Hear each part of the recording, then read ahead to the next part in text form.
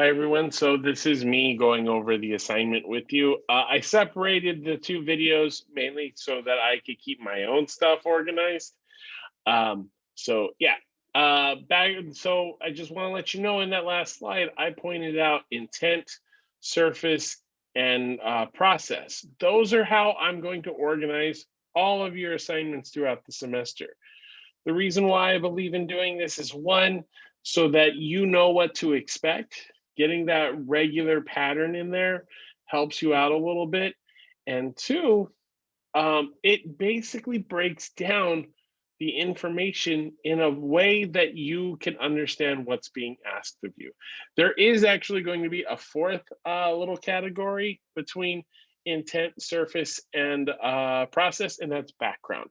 That's basically me creating context for you. So in this case, let me share screen, and I keep saying that. Okay, so I'm not going to read all of this for you. Your job is to read this stuff. Remember, I said in that previous presentation that reading gives you control. If you don't read this, that means that I maintain control over the environment. I get to grade you in any way that I choose. If you read and understand it, that means that if you get a grade that you don't like, you can then argue it. But if you don't know what I'm looking for, you're basically going, please, sir, do whatever you want to me. And that's not a good place to be. So, background, I read this actually just like a week ago. Elon Musk pointed out, somebody asked him like what he looks for in an interview. They're hoping to hear about like, how they dress and blah, blah, blah. He said there's one question, well, really two questions that he asks that you can't fake, right? You can't fake the answer to. And those questions are, what is the biggest problem you have faced? And what steps did you do to solve it, right? So what he's asking for is for you to name a problem and you to talk about your process. The thing that science actually bears out that he was kind of right, um, because if you're going to explain a process for problem solving, you normally have had to have been in that solving mode for it to have worked, right? You can't actually fake this idea. So because Elon Musk is looking for the exceptional people, the great people, the people that are going to work for him. He actually says degrees don't matter. He says your parents, your economics, your race, none of those things matter, even though he hires a little bit too many white people. It's disproportionate. Uh, he says those things don't matter. What matters is your ability to answer these two questions. Basically, can you explain yourself and can you explain the processes of how things work? So, again, you should read the background because it sets things up. You should read the intent.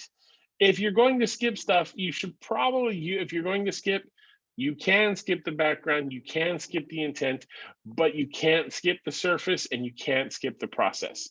Intent is basically saying, this is what we're trying to do. Surface is, this is exactly the skills that I'm asking for you to do. And then process is the step-by-step instructions on how to get there. So intent, the purpose of this assignment is to help us recognize the tools we have when it comes to reading, tools we still need to learn, and ultimately to become more efficient readers and writers. That's the intent, is to get you better. If you choose not to be better, if you don't want to be a better writer, then that's fine. Skip the intent, skip the assignment. But that's not what we're in here for, right? You're actually in this class to get better at reading and writing. Surface, what I hope to see when you do this assignment is I want to see the tools that you use when you read, right? The tools you need to learn to read more effectively, and your ability to solve a problem and explain how you got to the solution. I need to see those things. I'm looking for those things specifically. Process, open up a new document to write on. New document, it could be Microsoft Word, it could be Google Docs, whatever it is. Open the syllabus. We talked about it earlier. The syllabus is right here. You're going to open that. And then, where was I? Read the syllabus and write down the steps that you take to figure out what it is about. These steps include naming what you have skipped if you skip anything and why, summarizing what you thought was important and why, naming things you look for and why you look for them. And then finally, I want you to summarize key points of the syllabus and how you came to that conclusion. There is an example right here about the book White Fragility, but I also figured I'd go over this book. It's not one of ours, but I'm going to go over it with you really quickly just to show my reading process. It's kind of the point to this assignment is to show you that I go through it too. And I'm actually a seasoned reader. I've been through a lot of stuff. I know what I'm doing. So you should be copying me a little bit.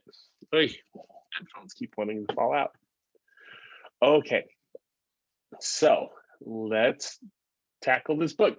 I have not read this book yet, so it's brand new to me. First thing I do is just try to see what it is that I'm reading, right? So I'm looking at the title, 400 Souls. That tells me nothing. A community history of African America, 1619 through 2019. Okay, so this is actually an African American history book of some sort, edited by. So, and let me show you my document here. So I'll keep hopping from screen to screen. Let me show you my document. So capturing your reading process, look for the title. And in this case, it's 400 Souls. Look for information that gives more detail. In this case, the subtitle helped me out, right?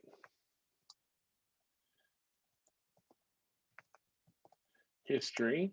And then next up, I'm going to look for the author. In this case, the author is Ibram X. Kendi and Keisha Blaine. Ibram X. Kendi wrote How to Be Anti-Racist. Oh, I recognize that. I recognize one of them because I'm reading that book. We're reading that book. So the book is How to Be Anti-Racist. That's actually one of the books we're reading this semester. Okay, then I flip through. I'm not going to read the flap. This is the summary. It should help me out a little bit, but I don't have time for that. So I'm going to skip summary because I don't have time. And I'm going to skip a bunch of pages, like the other books that he's read or written. I'm going to skip the title page because I already read the title. I'm going to skip the table of not the table of contents, but the copyright page because I don't need that. And I'm going to hop to contents. I'm skipping all of that stuff, or I'm hopping to contents because each title will hopefully give me a snippet of information. This might not necessarily be true. I know this from previous experience, but I could be wrong. I don't care if I'm wrong. I'm going to go with my tools, the tools that I have. Going to table of contents helps me out. Okay, so I'm at the table of contents and I'm skipping around a little bit. I can see that it's how it's organized. It's organized by years, right? It says 1619 through 1624 is the first chapter. And it looks like it is written by a bunch of different people. Each person has a different chapter. Great. Let's see here. Do I recognize any names? Ooh, there's actually poems in here. There's a poem at the end of every section. That's cool. I don't recognize that many of these. No, I do recognize. I was looking for historical names, but it looks like it's mostly contemporary authors, right? And I'll explain how I got that. but I need to stop and write the stuff that I discovered. Organized by years. Each person writes their own chapter. Poem ends each section. And you know what? I'm going to guess that that poem describes everything that's happening in that section, or describes a lot. Describes what happens in the section. Mostly contemporary authors. I'm guessing this, and I'll tell you how I'm guessing this. I'm tapping into previous knowledge. And the way that I got to this assumption, and this assumption might be wrong, but I'm trusting it. The way I got here was, one, the first poet I saw was Jericho Brown. Jericho Brown is a current poet. I actually read his book like 2 months ago, the book that won, I think, the National Book Award, Jericho Brown. So it's not an old thing, even though this book starts in 1619, they use the contemporary poet, right? So I'm thinking it's contemporary. And then I also saw Michael Heriot, I think that's his name. I'm not going to look it up because I don't have time to go back. Who writes for this website called The Root. I read that website pretty regularly. So that is a contemporary author too, right? So I can make a couple of assumptions about what this book is about. It's about the history of African Americans, because it is in the title. And I can assume that it is told from a contemporary lens, meaning it is from current perspectives. And the reason why this is important is to show where we have come from a point of view that can see the distance we have traveled, the distance America has come when it comes to race and racism in America. Am I right about this? Maybe, maybe not. But I now know, if I start reading this book, a general idea about what I'm looking for. If I'm in this to look at how white people are from a white perspective, it's not going to help me. If I'm looking at this to look at how great, George Washington was or something like that, pretty sure not going to be in here. It's going to be it's going to point out things that George Washington was a slave owner who ripped teeth out of his slaves for his own wooden teeth and stuff like that. It's going to point that stuff out, probably, rather than I chopped down a cherry tree and I cannot tell a lie. Got that just from reading I didn't even finish the table of contents because this is a thick book, but I could kind of see where it's going. That's capturing your process. That's what I'm looking for. What I want you to do now is I want you to go through the syllabus. I want you to go through the steps to figure out what are the important things in this class. What are the things that you normally look for? Notice I actually say that I'm looking for specific stuff. I'm skipping around specific, like I jump off of specific stuff. I make assumptions. I notice how things are organized. I point out the things that I do know, like the authors and stuff. I point out, stuff that I expect to see.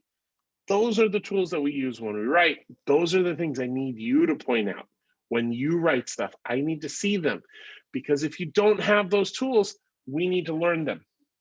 And the only way I know if you have the tool or not is if you reach into that toolbox and you come up with nothing. That means I got to give you your first screwdriver. All right. Hopefully that helps. I will see you later.